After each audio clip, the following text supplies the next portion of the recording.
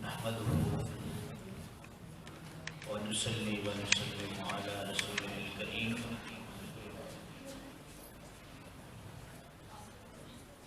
أما بعد فأعوذ بالله من الشيطان الرجيم بسم الله الرحمن الرحيم سبحان الذي أسرى بعبده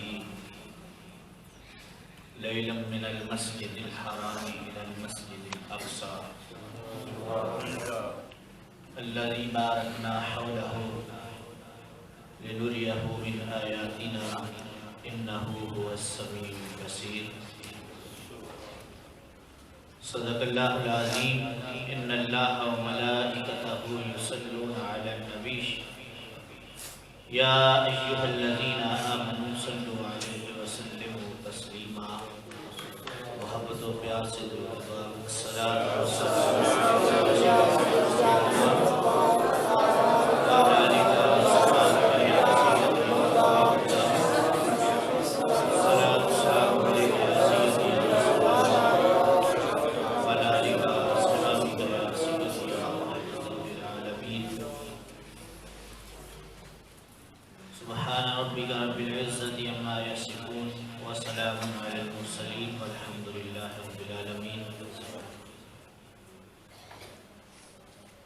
انتہائی واجب الاحترام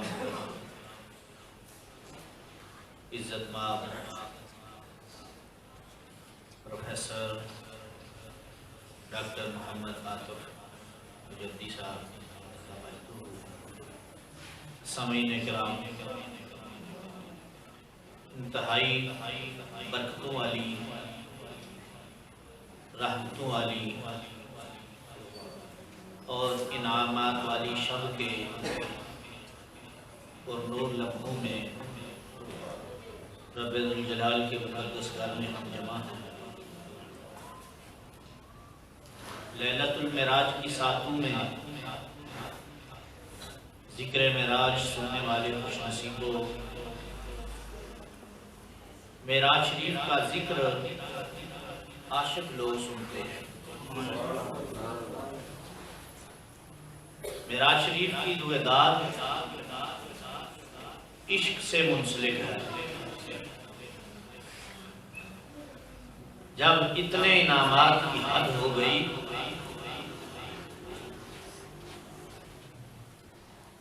تو محبوب علیہ السلام نے عرض کی، مولا اتنی بلندیوں پہ بلا کے، پوری کائنات کی سیر کرا کے،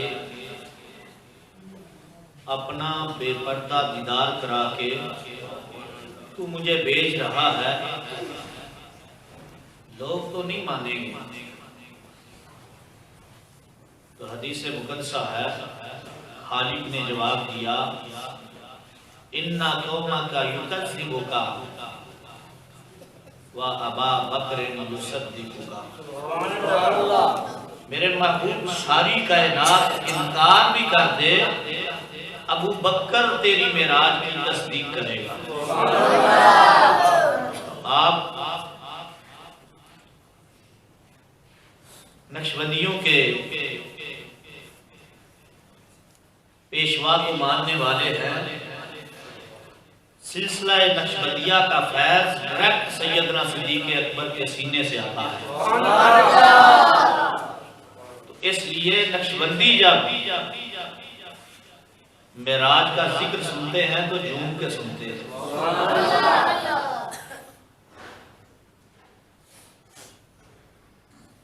معراج شریف ہے کیا؟ چند باتیں تاکہ بات سمجھنے میں ہمیں آسانی ہو جائے۔ معراج مصطفیٰ کریم علیہ السلام کا ایک معجزہ ہے۔ اب آپ کہیں گے معجزہ کیا ہوتا ہے؟ تو بالاتفاق معجزے کو اصطلاح میں یوں کہا گیا، عجز البشر بکمالہ، جس کام سے انسانی عقل جو ہے عاجز آ جائے، انسانی فہم و فراست سے جو بالا کام ہو، اسے معجزہ کہتے ہیں۔ اللہ رب العزت نے ہر نبی کو معجزے دیے، سیدنا آدم علیہ السلام سے لے کر سیکنڈ لاسٹ نبی عیسیٰ علیہ السلام تک سارے نبی معجزے لے کے آئے،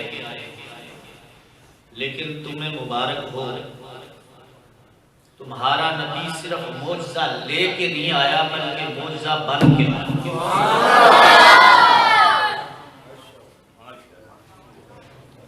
ہر نبی وقت، حالات اور اس کے تقاضوں کے مطابق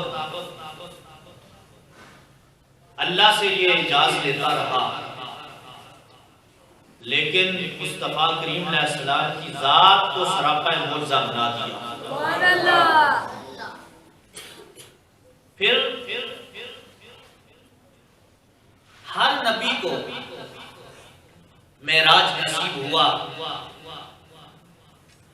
سیدنا آدم علیہ السلام کو گریا و زاری میں معراج نصیب ہوا، سیدنا موسیٰ کلیم علیہ السلام کو کوہ طور پہ معراج نصیب ہوا، سیدنا ابراہیم علیہ السلام کو بے خطر آگ میں چھلانگ لگا کے معراج نصیب ہوا، اسماعیل علیہ السلام کو چھری کے نیچے معراج نصیب ہوا، زکریا علیہ السلام کے سر پہ آرا چل رہا ہے، معراج نصیب ہوا۔ المختصر کے ہر نبی کو معراج نصیب ہوا، اور معراج بصورت امتحان نصیب ہوا، لیکن تمہیں مبارک ہے، تمہارے محبوب نبی کو خالق نے بطور امتحان معراج نہیں دیا، بطور انعام معراج عطا فرمایا۔ ابن یعقوب کو اللہ نے صورت بخشی، موسیٰ کلیم کو ید بیضا کی نعمت بخشی، اور ابن مریم کو مسیحائی کی دولت بخشی۔ ہر نبی کو کوئی عزت، کوئی عظمت بخشی، پر میرے محبوب کو بے پردہ زیارت بخشی۔ مجھ سے سارے نبی اپنے حالات کے تقاضوں کے مطابق اللہ سے لیتے رہے، چونکہ جو کام انسان اپنی جدوجہد محنت سے کرتا ہے، نبی وہ اشارے سے کر دے تو اسے معجزہ کہہ دیتے ہیں۔ داؤد علیہ السلام کا دور ہمایوں آہن زری کا دور تھا، لوگ لوہے کو پہلے گرم کرتے، پھر اس سے صنعت کی چیزیں بناتے، بڑی محنت کے بعد جو ہے وہ لوہا جو ہے اس کو نرم کرنے کے لیے پہلے گرم کیا جاتا تھا، پھر اس سے آلات بنائے جاتے تھے۔ اللہ رب العزت نے داؤد علیہ السلام کو یہ معجزہ بخشا، آپ لوہے کو ہاتھ لگاتے تو موم ہو جایا کرتا۔ موسیٰ کلیم علیہ السلام کا دور ہمایوں جادوگری بڑی عروج پہ تھی، اور جادوگر کئی کرشموں سے لوگوں کی عقل کو دنگ کرتے تھے۔ موسیٰ کلیم علیہ السلام جب سامنے آئے تو جادوگر مقابلے میں آئے، بڑی رسیاں پھینکی، سانپ بن گئے۔ موسیٰ کلیم علیہ السلام کو اللہ نے عصا بخشا تھا، آپ اپنے سوٹے کو پھینکتے تو وہ سانپ بن کے سب کو نگل جاتی۔ اسی طرح ہر دور کے مطابق جس پہ لوگ ناز اور فخر کرتے تھے، اس فخر کو توڑنے کے لیے نبی اپنا معجزہ پیش کر دیتا۔ مصطفیٰ کریم علیہ السلام کا دور ہمایوں جب آپ نے بعثت کا اعلان فرمایا تو اس وقت لوگ زبان دازی پہ بڑا ناز کرتے تھے، بڑا فخر تھا لوگوں کو، اپنی فصاحت پہ، بلاغت پہ، اپنے اشعار پہ، اپنے کلام پہ مقابلے ہوا کرتے تھے۔ اور عرب کہتے ہی بولنے والوں کو ہے، زبان والوں کو، عجم کہتے ہیں ہندو کو، تو انہیں اپنی زبان دانی پہ بڑا ناز تھا۔ خالق نے اپنے محبوب کو جو سب سے بڑا معجزہ دیا وہ قرآن عطا فرمایا۔ فرمایا محبوب یہ اپنی گفتگو پہ اپنے کلام پہ ناز کرتے ہیں، لکھ لکھ کے کلام لکھے جاتے، لا کے کعبہ اللہ کے صحن میں دیوار کعبہ سے لٹکائے جاتے، پھر فصحائے عرب جو ہے آ کے ان کو دیکھتے، دیکھنے کے بعد جو ہے پھر لکھا جاتا کہ اس میں اول کون ہے، ثانی کون ہے، ثالث کون ہے، انعام کی پوری ترتیب بنائی جاتی اور اسے فصیح العرب کہا جاتا جو اول آتا تھا۔ جب خالق نے سورہ کوثر کو نازل فرمایا تو تاجدار حق عطا مولا مشکل کشا سیدنا حضرت علی المرتضیٰ رضی اللہ تعالیٰ عنہ مشارے کا وقت تھا، لوگ کلام اپنے لائے تھے، صحن کعبہ میں دیوار کعبہ سے لٹکا دیے، حضرت علی المرتضیٰ رضی اللہ تعالیٰ عنہ سورہ کوثر نازل ہوئی تھی، لکھ کے لے گئے چمے۔ 3 آیات تھی، اِنَّا أَعْطَيْنَاكَ الْكَوْثَرَ فَصَلِّ لِرَبِّكَ وَانْحَرْ إِنَّ شَانِئَكَ هُوَ الْأَبْتَرُ۔ جہاں ان کے کلام لٹکے ہوئے تھے، حضرت علی رضی اللہ تعالیٰ عنہ نے سورہ کوثر کو لٹکا دیا۔ اب وہ ججز آئے کلام کی سلیکشن کے لیے کہ کون سا منتخب کلام ہے، سارے کلام جب دیکھے، جب سورہ کوثر پہ پہنچے تو انہوں نے قلم پکڑا، لکھا تھا اِنَّا أَعْطَيْنَاكَ الْكَوْثَرَ فَصَلِّ لِرَبِّكَ وَانْحَرْ إِنَّ شَانِئَكَ هُوَ الْأَبْتَرُ۔ تو انہوں نے نیچے لکھ دیا ما ھذا کلام البشر، یہ کسی بندے کا کلام ہے ہی نہیں۔ تو اللہ نے اپنے محبوب کو سب سے بڑا معجزہ جو عطا فرمایا وہ قرآن مجید عطا فرمایا۔ تیرے آگے ہیں دبے دجے فصحاء کے بڑے بڑے، جنہیں بڑی زبان دانی پہ ناز تھا، وہ گنگے ہو کے مصطفیٰ کریم کے آگے بیٹھ گئے کہ تیرے کلام جیسا کسی کے پاس کلام نہیں ہے، بلکہ اگر انہیں تھوڑی سی بھی اس بات پہ کوئی دسترس ہوتی کہ وہ مصطفیٰ کریم علیہ السلام کے قرآن کے مقابلے میں کوئی آیت بنا سکتے تو انہیں بدر و احد کی جنگوں میں نہ جانا پڑتا، انہوں نے لڑنا، کٹ مرنا اس کو آسان سمجھا ہے، قرآن کے سامنے سر نگو ہو گئے ہیں۔ تو اللہ رب العزت نے ابتدائے اسلام میں چونکہ زبان دانی پہ لوگوں کو ناز تھا تو اللہ نے محبوب کو قرآن عطا فرما دیا، اور انتہا میں لوگوں نے خلا کے سفر کرنے تھے، ہوا کے سینوں کو چیرنا تھا، آسمانوں کی طرف بڑھنے کی تیاریاں کرنی تھی، تو اللہ رب العزت نے دوسرا بڑا معجزہ جو اپنے محبوب کو عطا فرمایا، آج کی رات معراج کا تحفہ عطا فرمایا۔ عُرِجَ بِی إِلَى السَّمَاءِ، مصطفیٰ کریم فرماتا ہے مجھے آسمان کی طرف اٹھایا گیا کہ لوگوں نے تو بڑی آکسیجن سلنڈروں کے ساتھ سیاروں کے اندر بیٹھ کے، بڑے بڑے جہازوں کے اندر بیٹھ کے، لوہے کے اندر سیب ہو کے خلا میں جانا ہے، محبوب میں تجھے براق کی ننگی پشت پہ بٹھا کے آسمانی تو بلا رہا ہوں، وہاں نہیں جا رہا ہوں جہاں کسی کا خیال بھی نہیں جا سکتا۔ سائنسی نقطہ نظر میں اگر اس معراج شریف کو دیکھا جائے تو انسان کی عقل جو ہے وہ عاجز آ جاتی ہے۔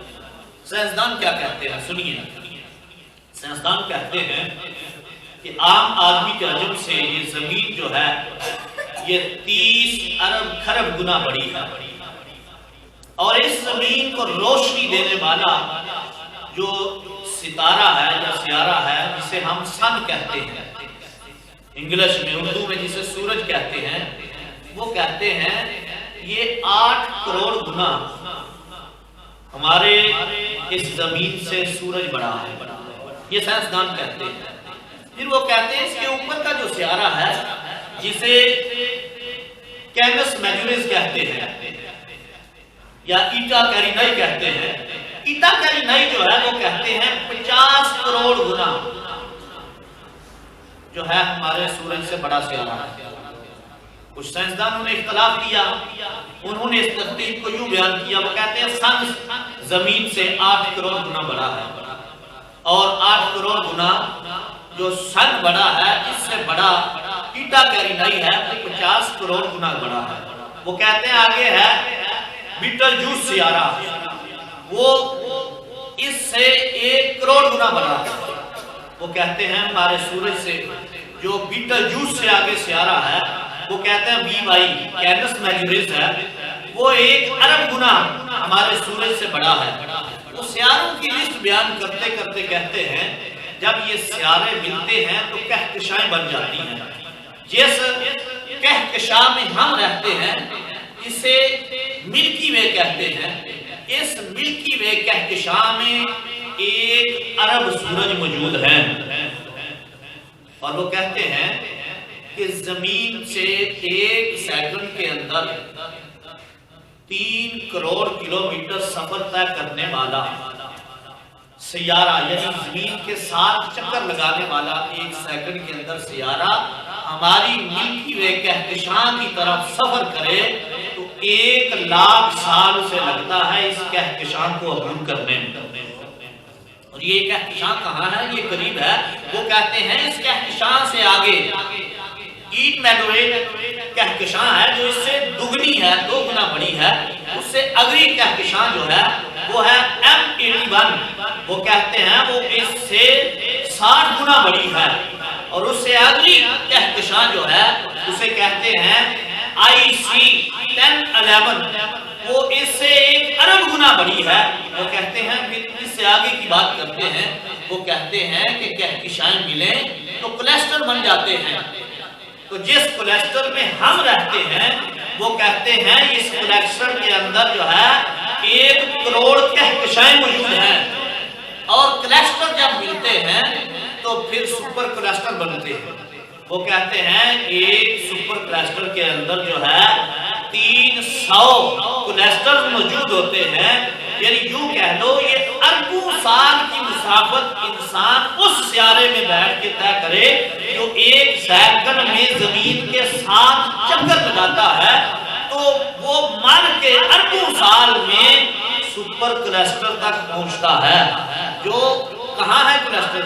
وہ کہتے ہیں کہ یہاں زمین سے آگے ہوا ہے، ہوا سے آگے فضا ہے، فضا سے آگے خلا ہے، اس کے بعد کرے ہیں، کرہ نار ہے، کرہ زمہریر ہے، پھر آگے سیاروں کا جہان شروع ہوتا ہے۔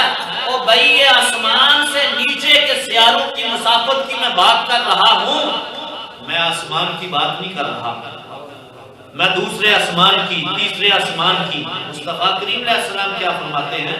حضور فرماتے ہیں پہلے آسمان سے لے کر دوسرے آسمان کی مسافت جو ہے یہ 500 سال کی ہے، دوسرے آسمان سے تیسرے آسمان کی مسافت جو ہے یہ 500 سال کی ہے۔ ہر آسمان کے اندر جو ہے 500 سال کی مسافت ہے۔ 7 آسمان ختم ہوتے ہیں تو اس کی چھت پہ سدرہ ہے، اور آسمان کی چھت سے جنت شروع ہوتی ہے، اور جو جنت الفردوس ہے سب سے بڑی جنت ہے، اس کے چھت پہ اللہ کا عرش ہے۔ تو یہ کھربوں سال کی مسافت ہے جو بندہ طے نہیں کر سکتا، انسان کے سفر میں نہیں آتی۔ لیکن مصطفیٰ کریم علیہ السلام کیا فرماتے ہیں؟ حضور فرماتے ہیں جب میں واپس آیا نا رات کے چند لمحوں میں پوری کائنات کی سیر کر کے، تو میرا بستر گرم تھا، پانی وضو کا چل رہا تھا، ٹھنڈی ہل رہی تھی۔ تو یہ اجازت نہیں تو اور کیا ہے کہ اللہ نے اپنے محبوب کو، لیکن اصل بات کیا ہے؟ اصل بات یہ ہے مسافتیں اربوں سال کی ہی تھی، لیکن آپ جانتے ہیں یہ کلاک ہے نا، اس کلاک کا سارا دار و مدار جو ہے اس کے سیل پہ ہے، اس کی انرجی، اس کی جان، اس کی قوت جو ہے وہ اس کا سیل ہے۔ سیل ڈالیں گے یہ چلتا رہے گا، آپ نے سیل نکال لیا تو ساری سوئیاں جام ہو جائیں گی، جب دوبارہ ڈالیں گے تو جہاں سے وہ رکا تھا وہیں سے چل پڑے گا۔ حضور کائنات کی جان ہے، حضور جب نکلے زمین سے کائنات کا نظام جام ہو گیا، جب واپس آئے تو وہیں سے چل پڑا۔ تو المختصر مصطفیٰ کریم علیہ السلام معراج شریف کے لیے جب روانہ ہوئے تو بڑی شان سے، بڑی آن سے، بڑی سج دھج کے ساتھ اللہ نے اپنے محبوب کو دلہا بنا کے عرش پہ بھیجا۔ سواری کا انتظام کیا، وہ ہماری زمین کی بلی ہوئی سواری نہیں تھی، اپنے جنت کے خزانوں سے سواری کو بھیجا تھا۔ جو نوکری کے لیے غلام آئے تھے، سید الملائکہ اور اس کے رفقا، ہر طرف درودوں کے نغمے گائے جا رہے تھے، فرش سہرس سجا ہوا تھا، رب کا ماہی چلنے لگا۔ جب محبوب علیہ السلام فرماتے ہیں ام ہادی کے گھر سے مجھے جب بلایا گیا تو سید الملائکہ نے قبل قدمئی، میرے قدموں کو چوما، میری نگاہ نبوت کھلی، میں نے پوچھا جبریل کیسے آنا ہوا؟ عرض کی سونے رسول آج خالق بلا رہا ہے اپنے دیدار کے لیے، اور یہ دیدار جو ہے یہ ہر ایک کا حصہ نہیں ہے۔ آپ قرآن پڑھیے، سیدنا موسیٰ کلیم علیہ السلام کو حضور پہ جایا کرتے تھے، رب سے میٹھی میٹھی باتیں کیا کرتے تھے۔ قرآن کہتا ہے وَكَلَّمَ اللَّهُ مُوسَىٰ تَكْلِيمًا، موسیٰ کلیم وہ نبی ہیں جنہیں میں نے اپنے کلام سے مشرف فرمایا، مجھ سے ہم کلام ہوئے ہیں، براہ راست باتیں کی، ڈائریکٹ خالق سے باتیں ہو رہی ہیں۔ ایک دن کہنے لگے اللہ تیری گفتگو اتنی میٹھی ہے، تیری باتیں اتنی میٹھی ہیں، تو خود کتنا سونا ہوگا۔ رب یارینی قرآن ہے، مجھے اپنا آپ دکھا۔ جواب آتا ہے میرے کلیم تو مجھے لن ترانی موسیٰ، تو مجھے ہرگز نہیں دیکھ سکتا۔ خالق مجھے کوئی دیکھ بھی، تجھے کوئی دیکھ بھی سکتا ہے؟ تو جواب آتا ہے نہ تو دیکھے نہ چشم انبیاء دیکھے، مجھے دیکھے تو فقط نگاہ مصطفیٰ دیکھے۔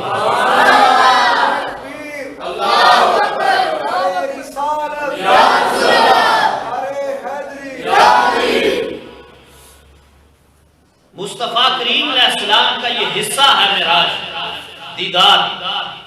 نبی دیدار مانگتے رہے، منتیں کرتے رہے، سوال کرتے رہے، فریاد کرتے رہے، اللہ اپنا آپ دکھا دے۔ جواب آتا ہے نہیں، یہ بس نگاہ مصطفیٰ دیکھ سکتی ہے۔ اور یہ ناز کی بات نہیں ہے کہ نبی تو سوال کرتے رہے، دیدار نصیب نہیں ہوا۔